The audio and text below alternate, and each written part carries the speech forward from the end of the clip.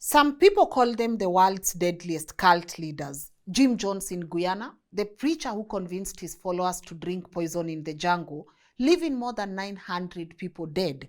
Credonia in Uganda, the prophetess whose vision ended with 700 followers locked in a church and burned alive. Charles Manson in California, the failed musician who turned lost kids into killers and sent them to butcher a pregnant Hollywood star. And then you have Paul McKenzie in Kenya's Shakahola forest, the pastor who convinced families to starve their own children to death in the name of salvation.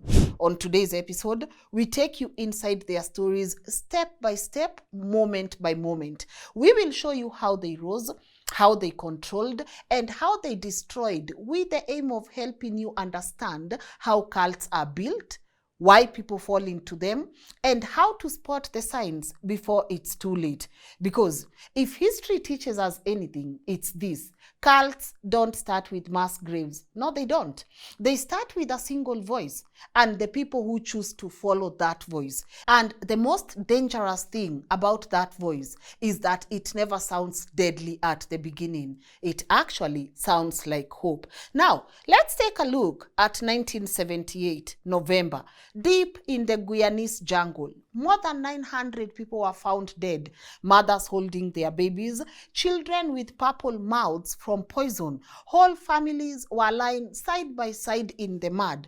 It remains one of the largest cult deaths in modern history, and the man behind it was Jim Jones. His story shows how a preacher who looked like a hero slowly became the architect of mass death. Jim Jones, born in 1931 in Indiana, his childhood was actually very lonely. His father was sick and he became obsessed with church. He copied preachers, studied how they spoke, how they could make the whole crowds, rise and cry. And by his 20s, he had started his own church, the People's Temple. At first, Jones looked like the best of men. He welcomed black families when other churches still segregated them. He adopted children of different races and called them his rainbow family. He opened soup kitchens, clinics, and helped people find homes. Now, if you were poor or unwanted, Jim Jones gave you a seat. Can you imagine that? And that is how people trusted him. He did real good. You could see it. But every good deed was also a hook. If he fed you, you listened to him. If he gave you shelter, you owed him loyalty. And slowly, the temple became not just a church, but people's entire lives. The miracles came next. Jones staged healings. He pulled chicken parts from people's bodies and called them tumors. He claimed he could heal cancer. He made the blind see, the lame walk, and this whole thing was theatric. But in the heat of the moment, people believed this man. They cried, shouted, and so they had seen God. Jones mixed preaching with politics. He called it apostolic socialism, a mix of Christianity and communism. He told followers they were building a new world, one of equality and justice. And by the 1970s, he had thousands of members, and even politicians in San Francisco wanted his crowds. But inside the temple, life was harsh. Members had to confess their sins in front of everyone. Can you imagine? Standing in front of everyone and telling them, this is what I did last night, or this is what I did last year. Can you imagine that? And some were even beaten. Like, if you're not confessing, you will get beaten. Families were pressured to hand over money, property, even their children. If you doubted Jones, you were shamed or punished. And step by step, his followers lost their freedom until their entire world was Jim Jones. When the press started investigating these abuses, Jones felt cornered. His answer was escape. In 1977, he led hundreds of followers to Guyana in South America. They built a commune in the jungle and called it Jonestown. He told them it was paradise. But in reality, it was a prison. People worked long hours farming rice and vegetables. Loudspeakers blasted John's voice all day and night. You have this guy speaking in every corner of this farm, and he's the only person that you are supposed to listen to. All right? So you have his voice all day and night, sermons, lectures, and warnings. He said the US government was coming to destroy them. So passports were taken, letters were censored, and families were split up. If you complained, again, remember, you were shamed and punished. If you tried to leave, you were stopped. So in November 1978, US Congressman Leo Ryan flew to Jonestown with journalists to investigate. At first, everything looked fine. You had people smiling, singing, rehearsed answers, because they knew people were coming. They knew investigation was underway. So Jones is there telling his followers, you know what? I need you to smile. I need you to answer like this. I need you to act like you're okay. But then some followers begged the congressman to take them home. As Ryan, the congressman, prepared to leave, Temple gunmen attacked at Port Kaituma airstrip. Now, Ryan, 3 journalists, and a defector were killed. Back at Jonestown, Jones gathered his people. On the loudspeaker, his voice told them there was now no turning back. This is drama. This is now action. Remember, this guy has already killed a congressman. So he knew what they are coming for us. So he starts telling his people, you know what? They are coming for us now. It's time. So the poison that we bought, bring it out. Grape drink mixed with cyanide. And they began feeding this to the children. And then you have mothers who are using syringes to squeeze the liquid into their mouths. Then adults followed. Some drank willingly, others were forced. And those who resisted were pinned down. By nightfall, more than 900 people were dead. Jim Jones did not begin this drama with the poison. He began with food, housing, and promises of justice. He built trust. He built loyalty. Then he stripped away freedom from his followers and isolated them, and then trained them to accept death. When soldiers and journalists entered Jonestown later, Jim Jones was already dead. Unlike his followers, this guy did not drink the poison. He had a bullet wound to the head. Some people say he shot himself. Others believe one of his men pulled the trigger on his orders. But either way, he escaped the very death he demanded from over 900 people, leaving his name forever tied to mass suicide and betrayal. All right? Because if you are telling us to die by drinking poison, why are you not taking the poison yourself? Why? Why are you not taking the poison yourself? Because again, if you're going to tell us to die by poison and you are forcing us, saying they are coming for us, this is the end, we gotta do what we have to do, why do you have a bullet wound? Like, take the poison yourself, So that was Jim Jones for you. But now let's actually shift gears and go to Uganda. March 2000, the small town of Kanungu became the site of one of the worst cult tragedies the world has ever seen. More than 780 people died, some burned alive inside a church, and others buried in hidden graves. At the center of it all was a woman named Credonia Mwerinde. Credonia was not a priest. Let's start there. She was not a nun. She was actually not someone with money or even education. She was the daughter of a cattle keeper, known locally as a banana beer seller. She had her own bar. Some people even say she was actually prostituting around. But in 1989, she claimed she had seen the Virgin Mary. She said Mary told her the world was full of sin. People had abandoned the 10 commandments, and unless they returned to them, God's punishment would fall. For an ordinary woman in rural Uganda, this vision made her extraordinary. She became known as the mouthpiece of Mary, but she was not alone. Soon, she was joined by a man named Joseph Kibwetere. Kibwetere had once been respected, a school inspector, a devout Catholic, a husband and father, but by the time he met Credonia, his life was unraveling.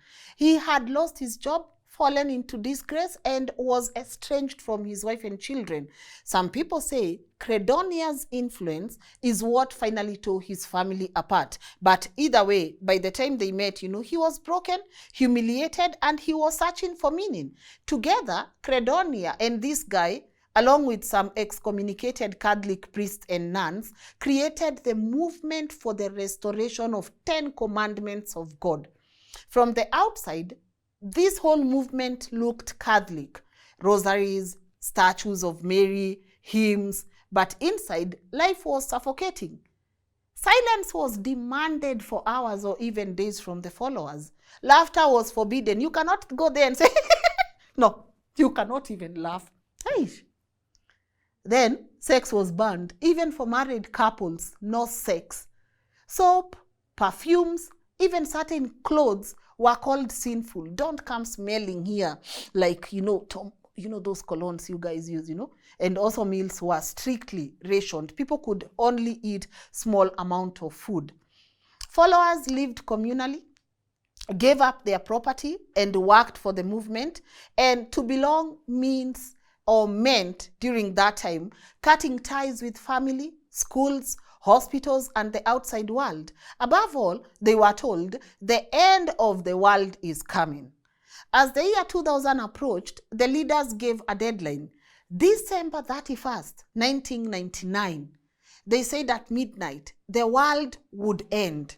On that night, followers dressed in their best clothes. Because if the world is ending today, and God is coming back, I want to show up looking very, very amazing. Like I'm going to heaven looking dope.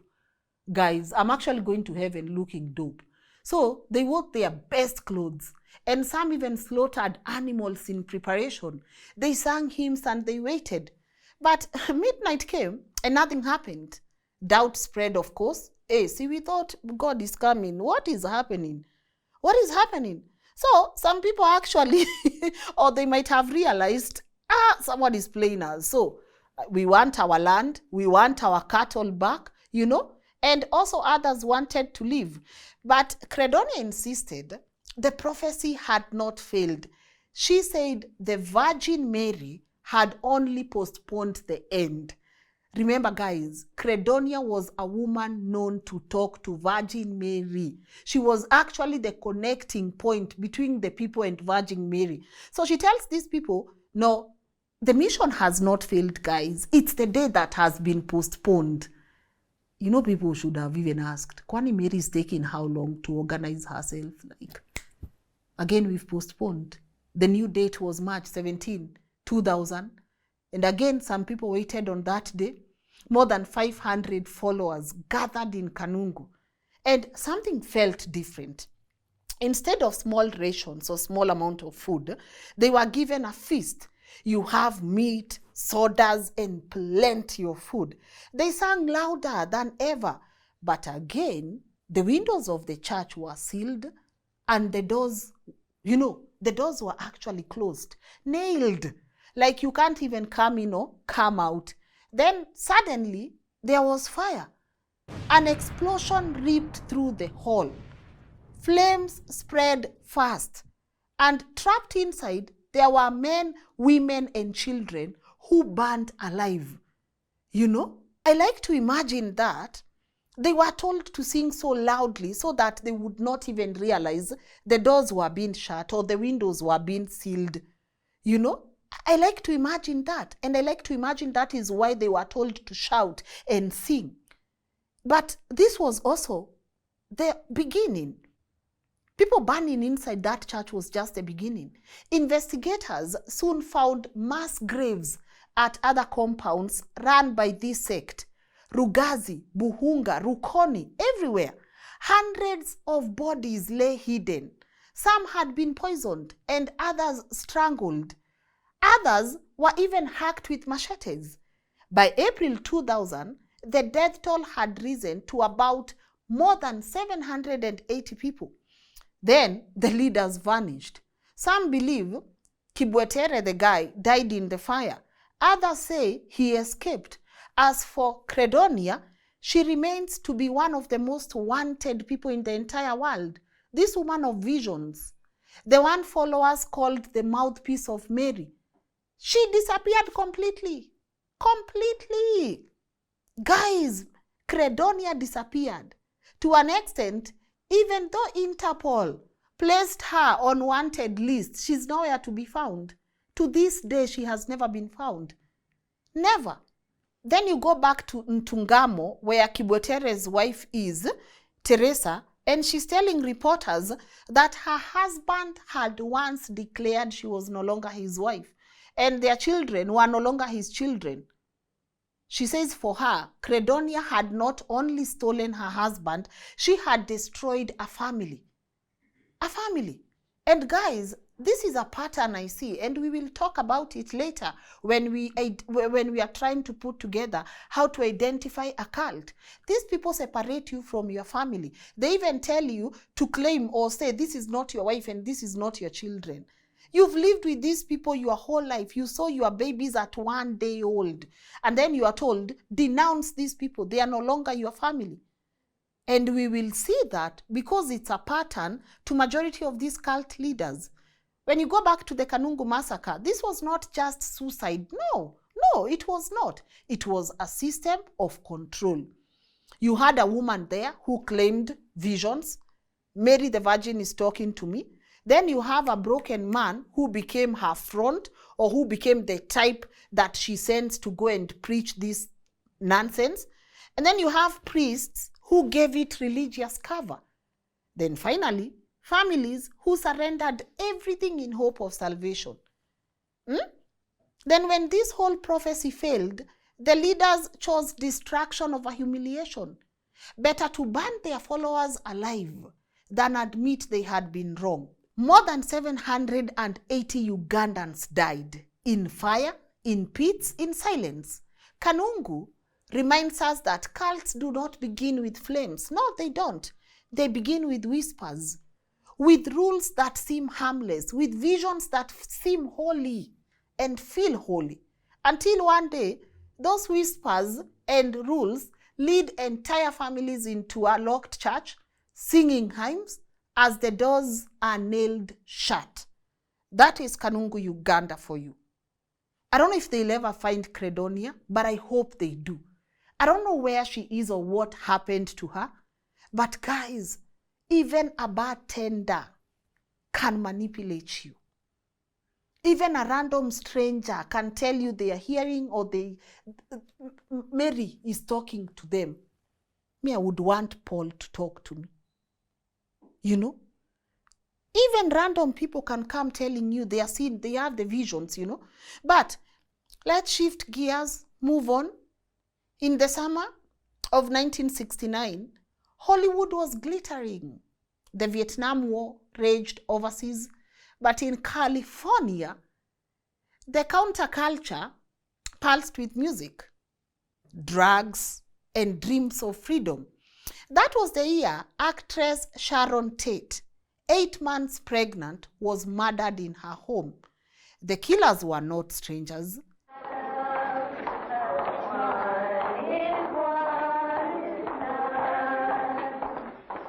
They were young men and women, ordinary kids who followed a man named Charles Manson. Manson never built a church, no. Hear him, he doesn't have a church. He never claimed visions of God. His pulpit was the chaos of the 1960s, a time when young people were searching for meaning outside the system. He gave them that meaning, but wrapped it in paranoia and violence. Charles Manson was born in 1934 in Ohio to a 16-year-old mother who spent time in prison. He grew up in reform schools, correctional facilities, and on the margins of society. By the time he was in his 30s, he had spent more than half of his life behind bars. In prison, you know, in prison. And in prison, he studied people, how to charm them, how to break them, how to control them. He read psychology, Scientology, and he even read books such as How to Win Friends and Influence People. I don't know how many of you have read that book. He practiced guitar and dreamed of being famous like the Beatles. So when he was released in 1967, he drifted to San Francisco just as the summer of love was ending. Thousands of young people were on the streets, hippies, runaways, kids estranged from their families. And Manson had nothing, but he had words. He had a vibe. He picked up a group of lost girls, gave them affection, drugs, music, and the promise of belonging. And there is nothing as bad, guys, as when you feel you are alone in the world and someone comes and offers you love. They offer you a ear. They offer to listen. They come and they convince you are a good person. So he did this with these young kids. And so they became known as the Manson family. The family grew into dozens of followers, mostly young women, living communally in broken down houses, school buses, and eventually a ranch outside LA. Manson played the role of the father, and if he was not playing the role of a father, he was a lover, teacher, and a prophet. Life in the family meant total surrender. Women gave up their names. Have you seen it has started? Okay. Their identities. They gave him also their pasts, and they took drugs together. And while everyone else tripped, Manson stayed sober, whispering new truths into their ears. He preached a warped philosophy, a mix of Bible, Scientology, free love, and his obsession, the Beatles' White Album. From that album, he pulled a song, Helter Skelter. And to most people, this song was just about chaos and excitement. But to Manson, it was prophecy. He told his followers it meant a coming race war between black and white America. He said it would be bloody, global and very unstoppable. And then he told them when it ended, black Americans would win the war, but failed to rule. And that was when Manson and his family would emerge from hiding to take over the world. Right now when you think about it, it sounds absurd. There will be a war between black people and white people, but then black people will win. But then if they win, they will not know how to rule, so we have to be able to come and rule. Hey. Now I know it sounds stupid. But to his followers who were dragged, isolated, manipulated, and cut off from family, it was truth. They saw him as Christ-like. His words were the only compass they had. And by 1969, paranoia ran high.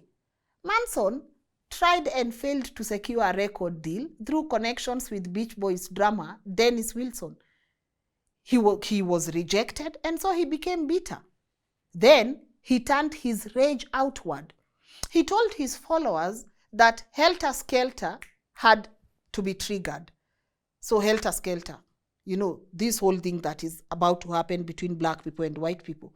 And so he told his followers they had to commit murders so gruesome that America would believe black revolutionaries had started the race war. On the night of August 8, 1969, Manson sent 4 of his family members to the home of director Roman Polanski and his wife, actress Sharon Tate.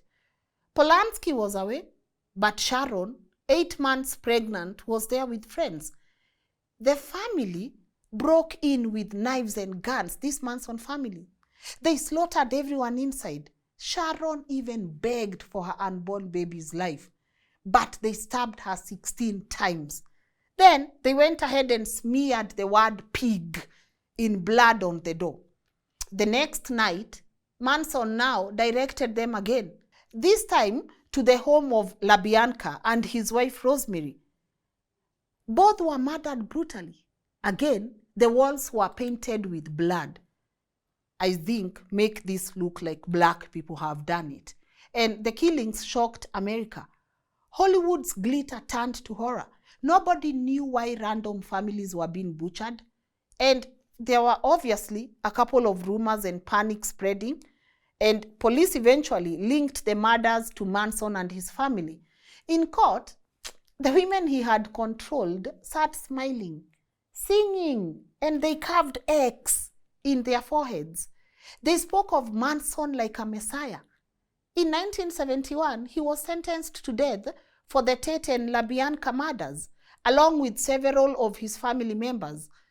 But when California law later abolished the death penalty, his sentence was changed to life in prison. He spent the rest of his life behind bars, giving strange interviews. Guys, go check out some of these interviews. Were you happy when you found out you weren't going to go to the gas chamber, Charles? I knew I wasn't going to go to the gas chamber because I hadn't done anything wrong. And he also showed no remorse. And he maintained a cult-like aura. He died in 2017, aged 83, and he's still one of the most infamous figures in American history. You know, when I was actually watching some of these interviews and I saw the women, I wondered, how bad can manipulation be? You are in for murder. There is evidence. You guys, you committed this murder. And they are there in court, smiling, X on their foreheads.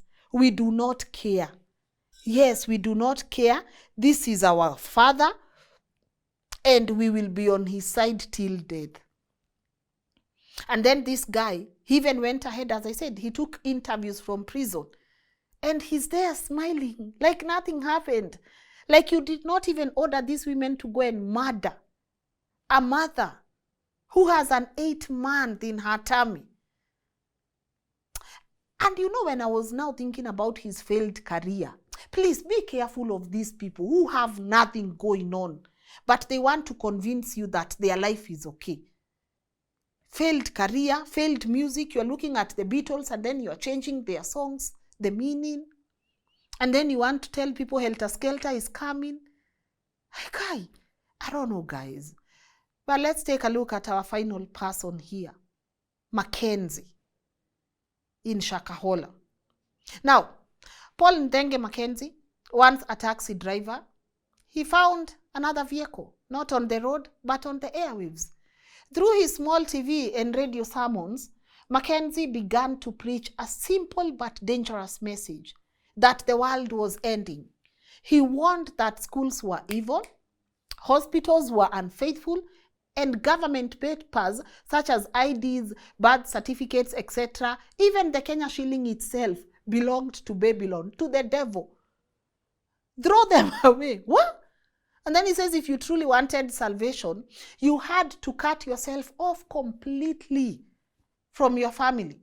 At first, people dismissed him, but slowly and quietly, his words found desperate ears. Families facing poverty, mothers looking for healing, fathers searching for certainty in an uncertain world, and his following started to grow. And when the government shut down his TV station, he did not disappear. He moved deeper, out of sight into the forest.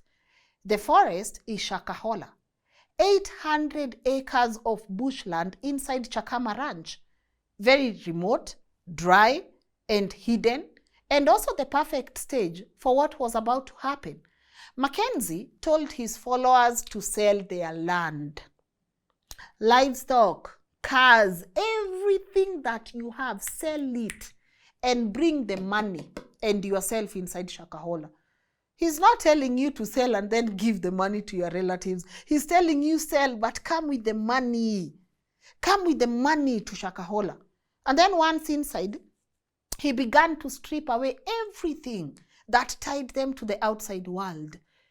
He ordered them to burn their ID cards, pull their children out of school, refuse medicine, refuse or reject hospitals, and one by one, those small steps disconnected every cord connecting them to ordinary life. Then came the final command, fast until you die. Fast until you die. You know? And here, Mackenzie was turning death into a ritual. You know, survivors later explained that he organized fasting in phases. He's not just telling you to fast and die. He has a plan. And this plan involves children going fast because he said they were pure and would see heaven sooner. Let the children fast and die. Let them be the first one to do it. They are pure and they will arrive to heaven sooner. And then after the children, the women. then the men. At the end of the day, you had entire families lying down on the forest floor, waiting for hunger to carry them to God. And if anyone resisted, or if you acted like you needed food, Mackenzie had enforcers, men who patrolled with sticks, men who bet those who tried to sneak in food, men who strangled anyone who tried to escape. This was not just fasting, it was murder wrapped in prayer. The world only learned of Shakahola when locals tipped off police in April 2023. Before we go there, you remember when we said they closed off his TV and whatever? You know, sometimes it is the fact that people have already called you, especially the people in authority. Why do you wait for such mess to happen? Why do you wait for such mess to happen?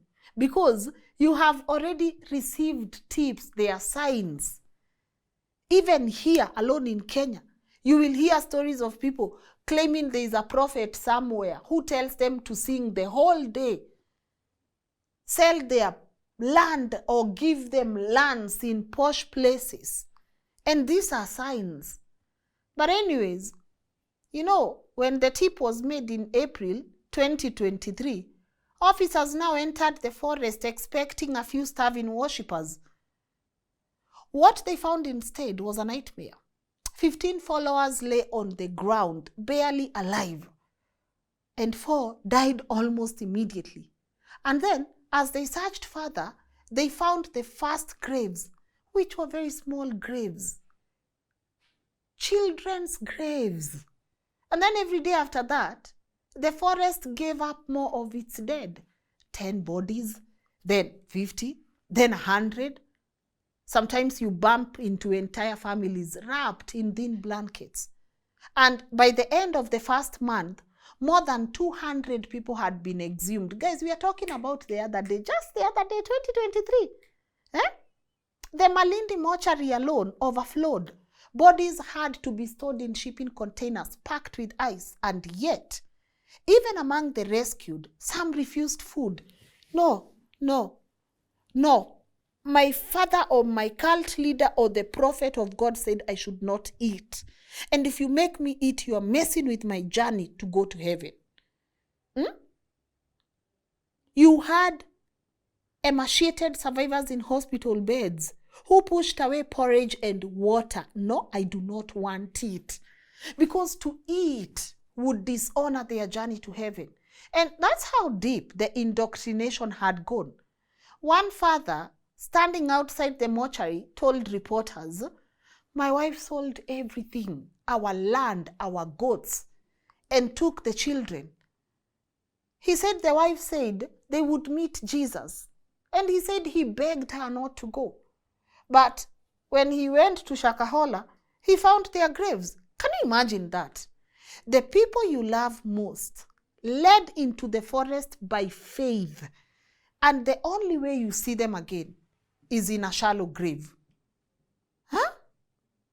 By mid-2023, the numbers kept rising. Each dig revealed new pits, sometimes with 10 or 15 bodies crammed together. By late 2023, more than 400 graves had been found. And even then, police admitted, we may never know the true number. We may never. Yes, this is what we have right now, but we may never know. Because Shakahola was big than anyone had feared. The government arrested Mckenzie and dozens of his lieutenants, and now he faces charges of terrorism and murder, including nearly 200 counts for the deaths of children. His church, Good News International, which good news? You mean the church of hunger, manipulation, and nonsense? It was banned as an organized criminal group. But obviously, no matter what happens now, a courtroom cannot erase what happened in that forest. A trial cannot measure the silence of children buried by their parents or the shock of a nation that asked, how did no one see this coming? Because Shakahola was not an accident. It was a system. Mackenzie created a closed world where he was the only authority. He cut off education, health, identity, so his word could not be questioned. He escalated obedience step by step until dying itself seemed holy. He installed enforcers to make sure no one broke the chain or the law. He made families liquidate their wealth, binding them to him financially. And then he told them that pain, hunger, and even death were sacred. Today, Shakahola remains cordoned off, a forest scarred with shallow graves. The exhumations continue, of course. The numbers are still on the rise. Each body pulled out is another reminder that what happened there was not just a failure of one man's faith, but the failure of an entire society to protect its most vulnerable. Now, we've said all that, but we came here with an aim of helping you understand how cults are built, why people fall into them, and how to spot the signs before it's too late.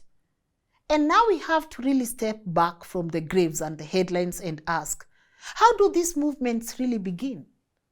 You know, because they almost never start with death. They start with a promise of healing, of justice, of belonging, of we care about you. Jim Jones promised a community where black and white could live as equals. Credonia here in Uganda promised that heaven itself had spoken through her.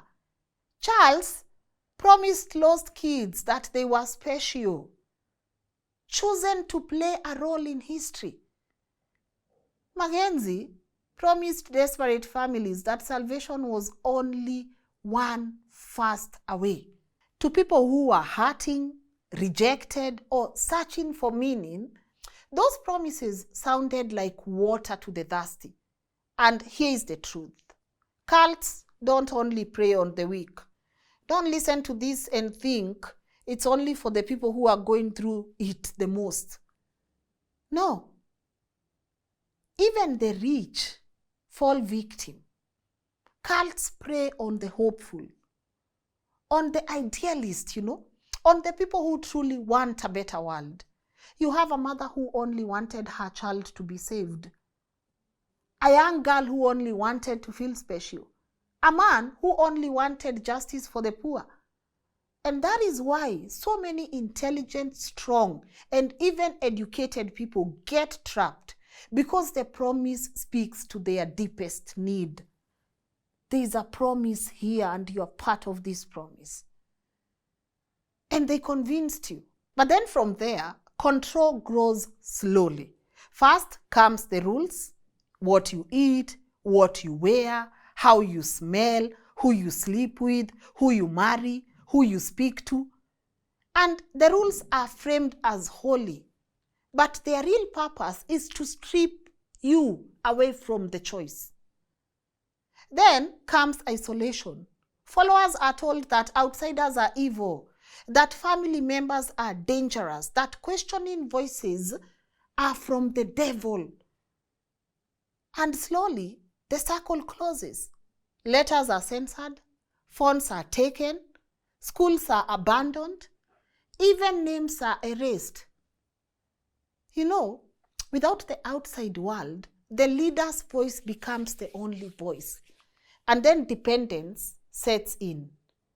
When you've given away your money, your freedom, your family, even your own identity, when you've burnt your certificate and your ID, where do you go? Where? And so now the leader knows he has got you. So he no longer needs to persuade. No, now he only needs to command you. And history shows us what happens when the command is finally dead. So, how do you spot a cult before it gets that far? You don't want to wait for mass graves. You don't have to do that. You don't have even to enter into one. And these are some of the signs where enyewe me I'm in a cult. Number one, when your leader demands loyalty to themselves above loyalty to God, to truth or to family. When they are there telling you to call them the holy, the mighty, the no. And loyalty is to him, not to God, to truth or to family. No, it's to him. You know? No, you're in a cult. When you start questioning and you are treated as a betrayer, no, that's a cult. Because me, I want to live in a world where I can ask Muga, why is the lighting this bright? And he will give me feedback. But now if I'm scared of asking, because I know Muga will think I'm not appreciative of the set, no, he's a cult leader. No, then Muga becomes a cult leader. Muga. The light is bright. Why is it bright? You know. So please learn to be in spaces. I know people need to commune, people need to worship, people need to come together. But please be okay with being in spaces where you can ask questions, you know? And again, another way to know you're in a cult is when your world grows smaller. You don't have people around you, no. When your laughter disappears, you're always stressed. You can't laugh because you've been told laughter here is, is evil. Me, I will laugh.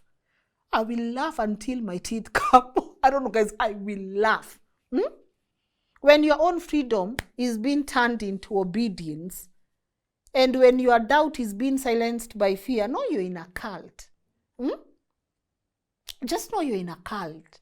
When people try to disconnect you from your family, when they start telling you the outside world is evil, you who are in this place, you are the ones who are pure. Don't talk to your family. Don't call them. No, you're in a cult. And I want you to protect yourself by remembering this. Real faith does not require you to cut ties with your loved ones. No, a real community does not demand your silence. Real leadership does not thrive in secrecy. If someone asks you to give up your family, your freedom, your health, your wealth, your education, or your life in the name of salvation, you are not being saved. You are being stripped. Cults are not just history. We've spoken about events that happened in the 1960s, but we've also spoken about the shakahola that happened just the other day. These are not just history. It's not it can't happen to me. Those were things that happened to people a long time ago. They can't affect me. No. Cults are here. They are here with us right now, disguised in new robes, new languages, new promises, and all that nonsense. And the only way to break their power is to learn the signs, tell the stories, and refuse to follow a voice that leads you away from life. Please. No. You know, sometimes, and I keep sharing this with the people close to me, things happen to other people so that we can learn and learn and relearn. You remember our theme? Yes. We do not have to witness another shakahola. No. You don't have to have another waiter in Uganda telling you Virgin Mary has spoken. Learn to question. And I really want to read you a couple of Bible verses, because we act as if when someone is telling you do not question, that is God saying, you know. And guys, I really hope we continue reading this Bible for ourselves. Let us internalize this word for ourselves. You know, me, I would have asked this shakahola guy, where is it written I need to starve to die? Ask these questions that look stupid. Let's take a look at this one here. I'm going to read you from Acts 17, verse 11. Even the Bereans who listened eagerly to Apostle Paul went back to the word every day to see if what he said was true. This is a Bible verse telling you how people, you know, went and questioned Paul's words. And they went to the word and they read for themselves just to see, is what Lynn is telling us true? Is what this Apostle Paul said true? Is it according to the word? Because that is what people don't do anymore. You let someone interpret the word for you. You let someone be your voice, be your mouth. So if they tell you this way, you go this way. You cannot question. And I don't even blame people, because sometimes the level of manipulation and the fear this person has instilled in you, it's crazy. That is crazy. No. Another one. Let's go. Corinthians 2, chapter 3:17. Where the Spirit of the Lord is, there is freedom. And then John 8, where the Spirit of the Lord is, there is what? Did you catch that? There is freedom. Don't tell me I cannot apply spray, which, no. Hey, I can only eat small food. No, me, I will eat. Freedom to eat. And freedom to laugh at I can't laugh. Where? No, guys. No, guys. No, guys. Where the Spirit of the Lord is, there is freedom. And then John 8:32. You will know the truth, and the truth shall set you free. But how can you know the truth if you are not questioning whether what someone is telling you is the truth? Let me see if we can get another one here. Isaiah 2:22. Stop trusting in mere humans who have but breath in their nostrils. Credonia, breath in her nostril. Mckenzie, breath. Jim Jones, breath. Manson, breath. Why are you just trusting these people? Yeah, some people say they are the ones who have the Lord has called, but you guys have a lot of things similar. Eyes, nose. Question. Learn to question. I have more here for you. Thessalonians 5:21. Test everything. Hold on to what is good. Test everything. Hold on to what is good. Is good. Guys, it doesn't get clearer than this. Spiritual due diligence is required, and that is the word saying that. Let's take a look at 1 John 4:1. Do not believe every spirit, but test the spirits to see whether they are from God. All right, discernment is not optional. It's survival. Test.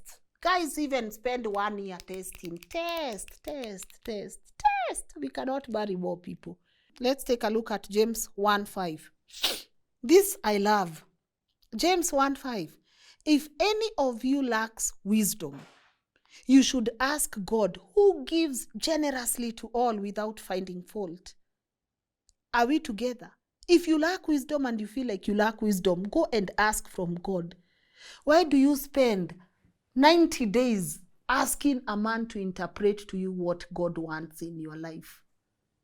God has said, go to him and ask for this wisdom, so that you can also interpret the things that are happening in your life for yourself. And then the most famous one, Hosea 4:6. My people are destroyed from lack of knowledge. You know what we say? Ignorance is not bliss. Yes, lack of knowledge. When someone is telling you don't laugh, why are they telling you not to laugh and you're not questioning it? Please learn to question it. The goal today is knowing we are not going to bury anyone again from these cults. Matthew 10:16, Jesus tells his followers to be wise as serpents and innocent as doves. Please, there is nowhere God has told us to be dumb. No, nowhere we've been told to be dumb. Questioning and applying wisdom is not just a work. It's not something that is a favor. This is something that has been given unto us. Question. Also ask God for wisdom. These are your rights. If someone tells you, I have a word over your life. Yesterday, God told me this and this. God, come tell me. Even me, I want to hear from God.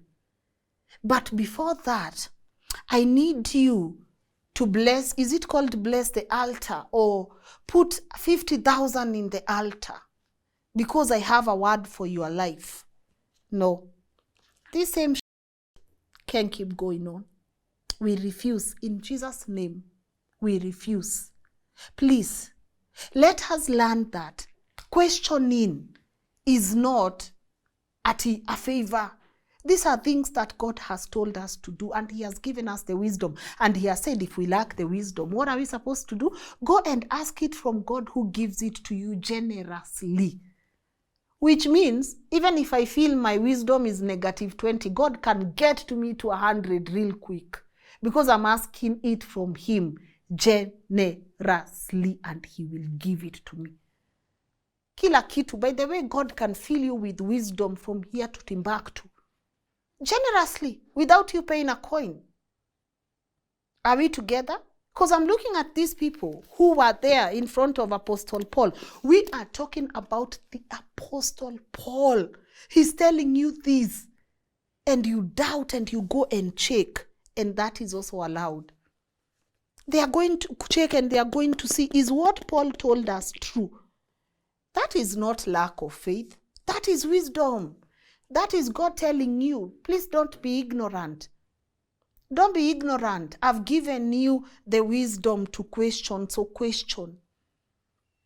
It breaks my soul, especially here in Africa. We have these so-called men of God who are still doing things Jim Jones did, who are still doing things Akina Mason did, because they know nothing will happen to them. And they make sure that they are targeting the vulnerable. I don't know, someone wrote me an email and they said, Lynn, can you please check out why so many things are happening around Kilifi or Malindi? People even asked me to talk about this video going around where school children, very small school children, are being given food and they are being told to say a prayer that is not their religion. Actually, I'm just going to find you that. Why should I blabber here? Let me find you that thing. I found it here where you have school children who are compelled to chant prayers which are foreign to their belief because someone actually gave them food. What is this? Hare Krishna, Hare Krishna, Krishna Krishna. You see that part?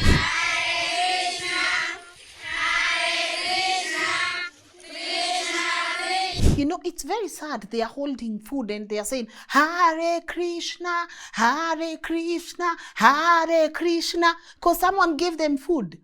Do you see? And they have a whole headmaster. Guys, I'm going to let you go find that out. They have a whole headmaster telling the children, there is food here and we are supposed to say this prayer. And then there's this Bible here. You've not even taken time to understand, are these children Christian, Muslims, Buddhists? But you have actually compelled them to say Hare Krishna, Hare Krishna. They don't even understand. And they are there holding their food in their two tiny plates, giving thanks, Hare Krishna, Hare Krishna. I'm actually going to do a whole video on that thing. Something is happening. These things cannot continue happening because now they have moved from churches, now they're in schools where young children are. Can you imagine asking a child who is 6, what is Hare Krishna? But the whole day in school, because of food, they were told, Hare Krishna, Hare Krishna. Even me, I don't know what Hare Krishna is. Is it someone's belief? I respect that.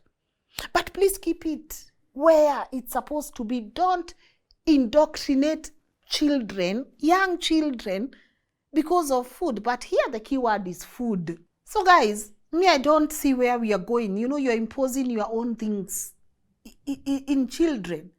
But as I said, that's a conversation we'll have to pick as a standalone because I have a lot.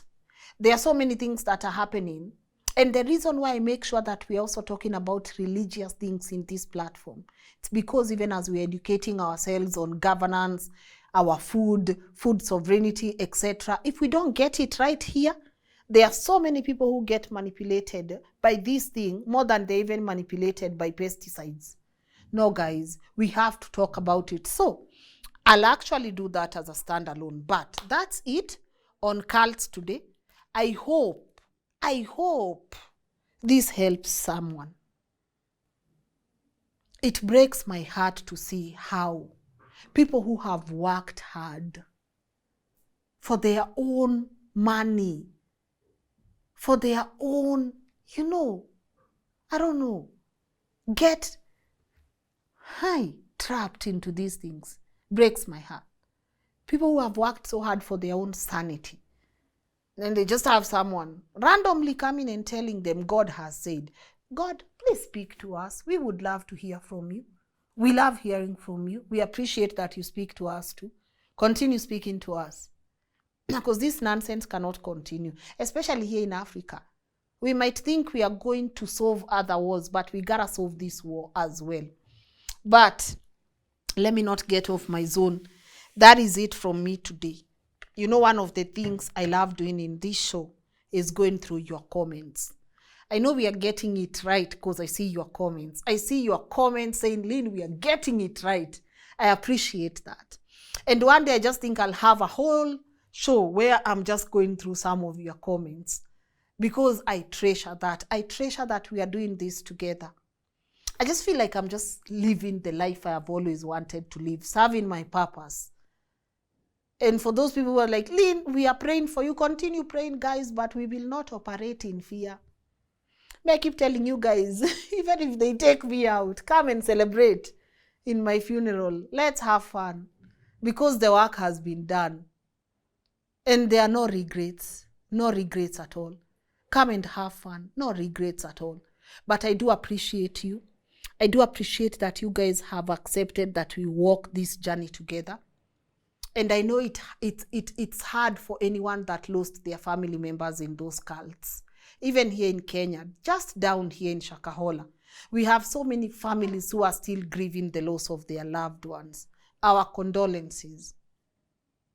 And we hope that we continue speaking and continue fighting so that this doesn't have to happen to another person. That's all for today.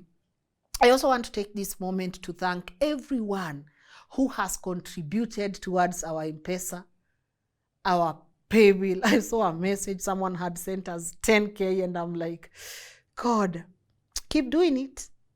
I know because this work is hard. Sometimes the research take forever, but I appreciate that you guys are also supporting independent journalism. So continue doing so. Our MPESA is right there. Our PayBill is right there. Our PayPal is right there. Super thanks on the comment section is also right there. So continue supporting us. And even if you are not able to even support financially, you subscribing, liking, commenting, and sharing this video goes a long way. We appreciate that. Lastly, I love that you keep recommending these topics. This is actually recommended by one of you. So keep telling me on the comment section, what else would you want us to talk about? And I hope at the end of the day, guys, we do what we are doing. And we do it with so much power. We learn and relearn. Because if that is happening, my work here is done. I love chilling with you guys and talking for hours. I love it here. I won't lie. I love it here. And I hope you love it too. Road to 1.5 million subscribers, here we come. How we got to 1.4 real quick, I don't know. But I just appreciate you guys. So take us to 1.5 million subscribers. Let's close the year in style. All right? A huge shout out to Team LNN. Muga, what's up? Camera quality. Muga, thank you. Scholar, Scholar, thank you. Joshua, everyone at LNN, even the ones that we don't get to have on this set. Our amazing team, Valerie, Mutanke, Sam. We really do appreciate you guys. EJ, we really do appreciate you. So that's it from me today. My name is Lynn Ngugi. If there's anything you can't share on the comment section,